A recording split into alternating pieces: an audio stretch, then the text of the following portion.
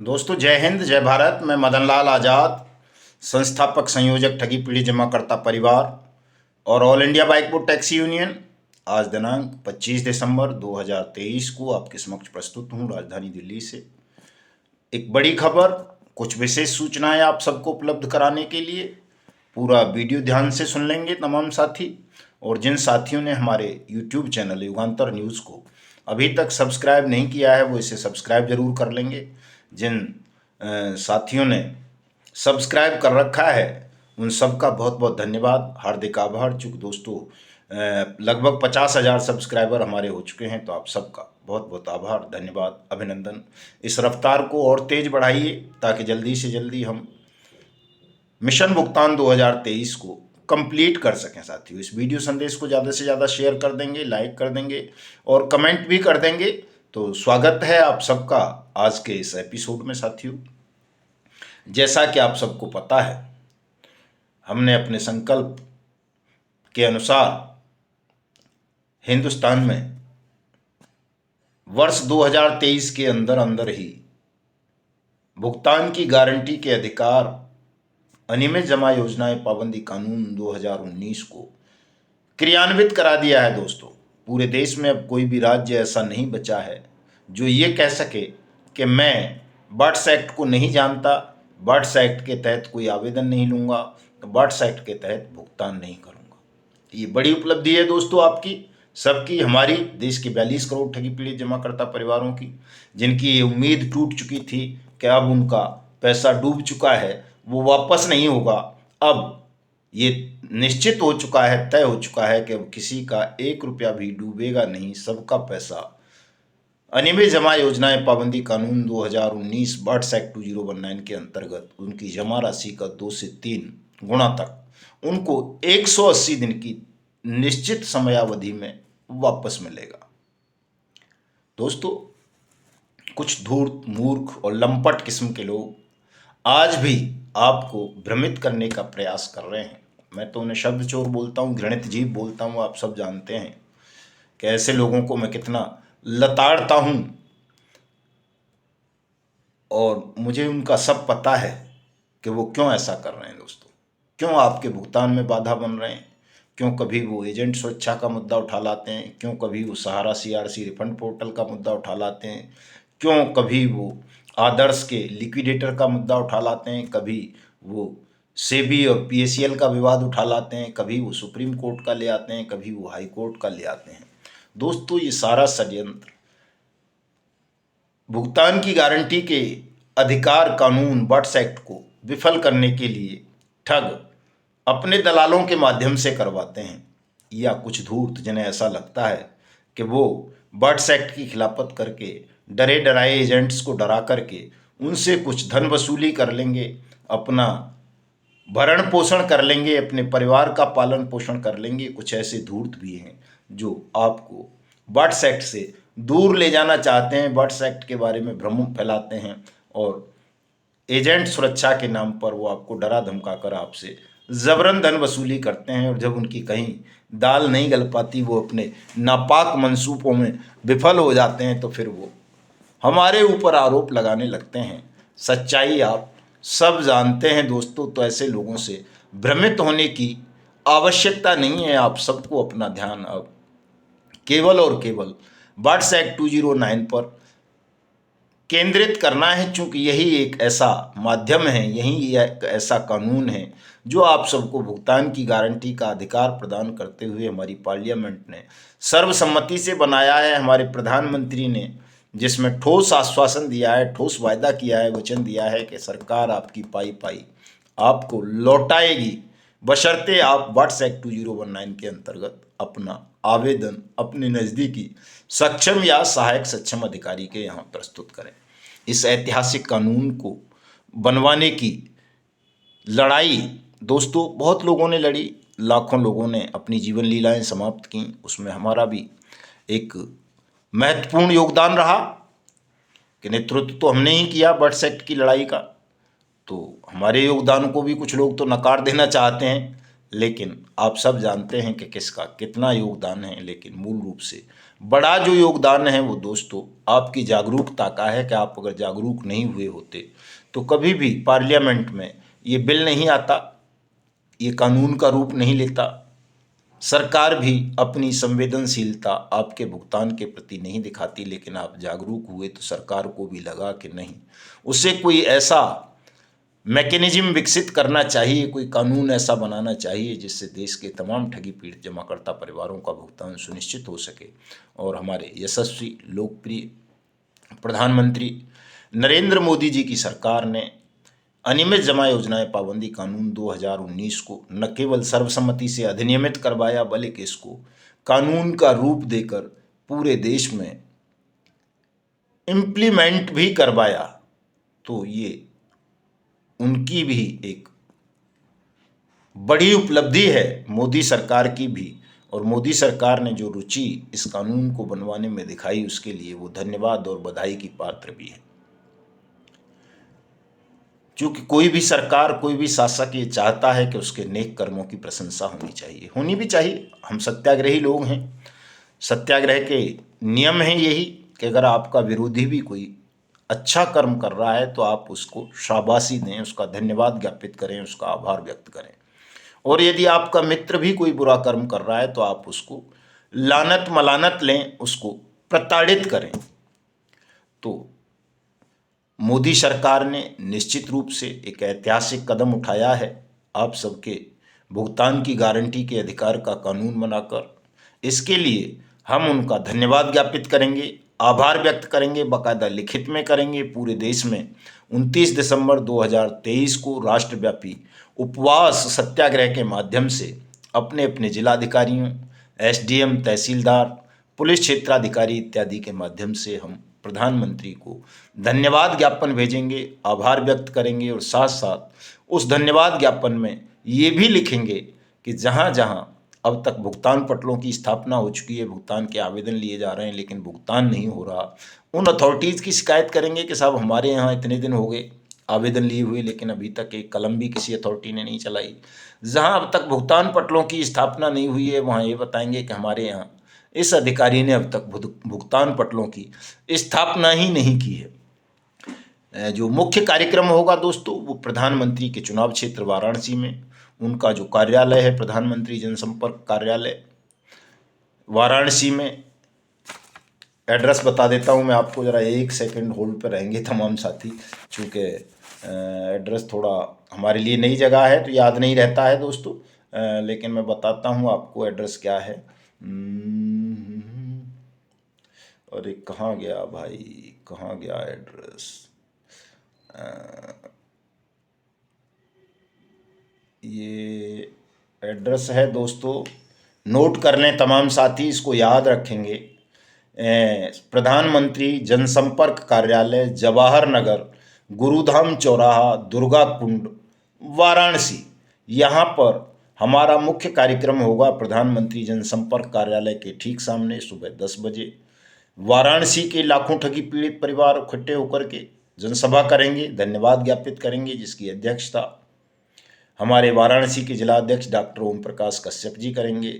और अतिथियों के रूप में हमारे प्रदेश के अध्यक्ष शिवशंकर द्विवेदी जी, हमारे राष्ट्रीय अध्यक्ष सूरजदीन विश्वकर्मा जी, हमारी तमाम राष्ट्रीय कार्यकारिणी के पदाधिकारी और मैं स्वयं भी उपस्थित रहूँगा। लेकिन जो साथी हमारे वाराणसी नहीं आ पा रहे वो अपने अपने क्षेत्रों में प्रधानमंत्री को धन्यवाद ज्ञापित करेंगे, सभाएं करेंगे, चाहे अपने थाने के सामने, चाहे अपनी तहसील के सामने, चाहे अपने कलेक्ट्रेट के सामने, चाहे अपने संभागीय आयुक्त के दफ्तर के सामने, जहां जिसको जो जगह मिले वहीं पर अपनी सभा करेंगे और वहीं से प्रधानमंत्री को संबोधित ज्ञापन देंगे। ज्ञापन मैंने अपनी फेसबुक आईडी पर लगा रखे हैं, मदन लाल आज़ाद नाम से है, वहाँ से ले लेंगे आप।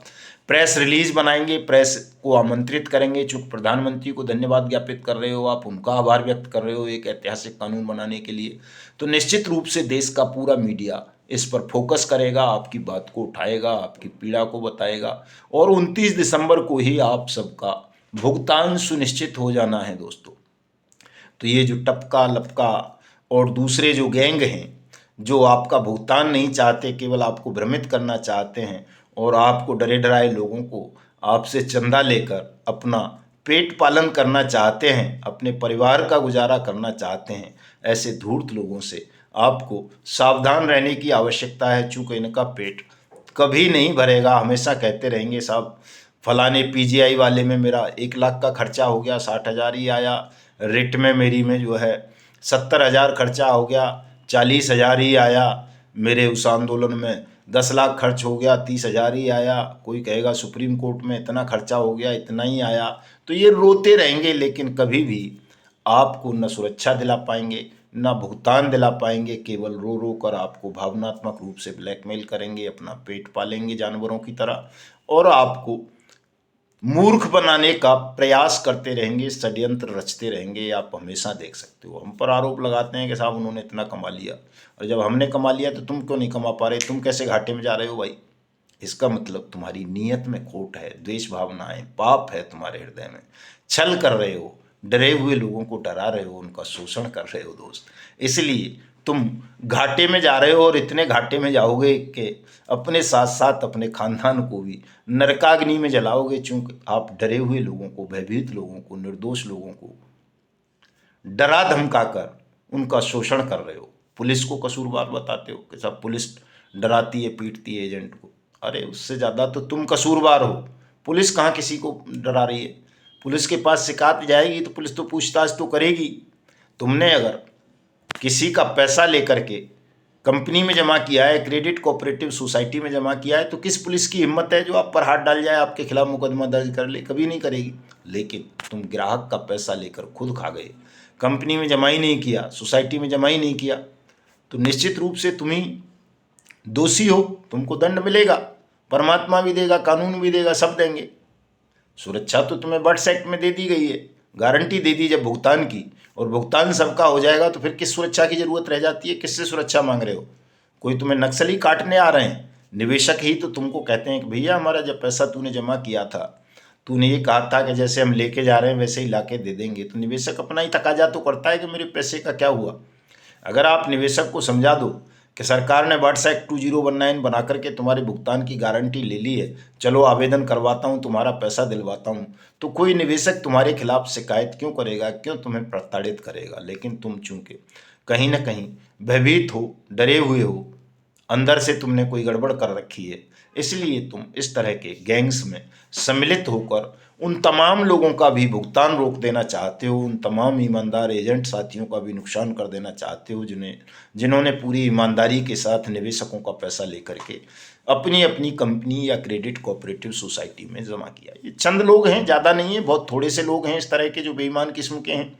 वही इस तरह के गैंग बनाकर, कभी एजेंट सुरक्षा ठग मंडली, कभी कोई टपका गैंग बना लिया, कभी कोई फाउंडेशन बना ली, कभी कोई संघर्ष मोर्चा बना लिया, कभी कोई जीसीएम मोर्चा बना लिया, कभी कोई निवेशक संघ बना लिया, कभी कुछ बना लिया, कभी कुछ बना लिया। इस तरह का ढोंग ढकोसला करते रहते हैं दोस्तों, आपको भ्रमित करने के लिए। तो इनसे बहुत सावधान रहने की ज़रूरत है आपको। और चूंकि अब बिल्कुल ये तय हो चुका है कि आपको सुरक्षा भी मिलेगी बर्ड्स एक्ट के तहत ही, और आपके निवेशक का भुगतान भी होगा, तो कहीं भी भागने की, दौड़ने की आपको ज़रूरत नहीं है। सहारा समूह के साथियों से मैं कहना चाहूँगा कि दोस्तों, ये सहारा सीआरसी रिफंड पोर्टल वाला जो फड्डा है, ये आपकी एकता को तोड़ने के लिए लाया गया था कि देश के ठगी पीड़ित जमाकर्ता परिवार एक मंच पर आकर बर्ड्स एक्ट 2019 की वकालत ना करें, इसके क्रियान्वयन की मांग ना करें। तो सहारा का अपना वो था, उसे पता थी कि बर्ड्स एक्ट अगर अप्लाई होगा तो मुझे न केवल चारों जो उसकी multi state credit cooperative society हैं उसमें जमा धन वापस करना पड़ेगा, बल्कि साथ साथ जो क्यूसॉप वगैरह का जो कन्वर्जन वाला उसने लफड़ा कर रखा था, वो पैसा भी मैं ब्याज के उनकी जमा राशि का 2 से 3 गुना वापस करना पड़ेगा। इसलिए सहारा हमेशा बर्ड्स एक्ट का विरोध करता रहा, और सहारा से पैसा लेकर कुछ लोगों ने सहारा के निवेशकों के और एजेंट्स के नाम पर संगठन बनाए, वो भी बर्ड्स एक्ट का विरोध करते रहे। वो आज भी अपनी आदतों से बाज नहीं आ रहे हैं। अभी भी वो सहारा सीआरसी का नाम ले लेकर के सीआरसी के घेराव के लिए दिल्ली के जंतर मंतर पर कार्यक्रम कर रहे हैं। जबकि आप सब जानते हैं, सहारा के निवेशक जानते हैं, सभी सहारा के एजेंट साथी जानते हैं कि सहारा की जो 4 मल्टीपर्पज़ क्रेडिट कोऑपरेटिव सोसाइटी हैं, multi state credit cooperative society, उनमें कन्वर्जन के द्वारा लोगों का पैसा ज़्यादा गया है, डायरेक्ट मेंबरशिप बहुत कम लोगों की है और बहुत थोड़ा सा अमाउंट है, इसीलिए सहारा सीआरसी रिफंड पोर्टल से कभी भी तमाम लोगों का पैसा वापस नहीं हो सकेगा। क्योंकि बहुत सारा पैसा लोगों का क्यू शॉप में लगा है, सहारा की और बहुत सारी कंपनी है, हाउसिंग की हो गई, फाइनेंस की हो गई और दिस दैट दुनिया भर की हैं। उन निवेशकों का क्या होगा? सीआरसी तो केवल सुप्रीम कोर्ट के निर्देश पर उन 5,000 करोड़ रुपए को 9 महीने में बांटने वाली थी जो सेबी से लिए, और वो उसमें क्राइटेरिया तय कर दिया गया कि केवल उन लोगों का पैसा वापस किया जाएगा, वो भी अधिकतम 10,000, जो 4 क्रेडिट कोऑपरेटिव सोसाइटीज के निवेशक हैं। आप लोग समझ नहीं रहे, आज भी सीआरसी को घेरने की बात हो रही है। सीआरसी क्यू शॉप के लोगों का पैसा थोड़ा ही वापस कर देगा, वो तो क्रेडिट कोऑपरेटिव सोसाइटी वालों का वापस नहीं कर पाया। 9 महीने की समय सीमा समाप्त हो गई है। क्या दिन बचे हैं? 29 दिसंबर को लास्ट हो रही है। आज 25 दिसंबर को हम बैठे हुए हैं, 4 दिन और रह गए। डेट अप्रैल की लग चुकी है, उसमें 16 अप्रैल की, अगले साल 2024 की। तो वो मामला यहीं क्लोज हो जाता है। अब आपको किसी सीआरसी का घेराव करने की आवश्यकता नहीं है। अब आप केवल प्रधानमंत्री का धन्यवाद ज्ञापित करें और उनसे कहें, साहब ये फला सक्षम अधिकारी बर्ड्स एक्ट अथॉरिटी जो बनाई है आपने, हमारे पैसे को वापस करने का जो वचन दिया, ये आपके बनाए हुए इस कानून को नहीं मान रहे हैं, गुमराह कर रहे हैं। आप इनको डायरेक्शन दें, इनके खिलाफ एक्शन लें, हमारा पैसा इस कानून के तहत दिलवाएं।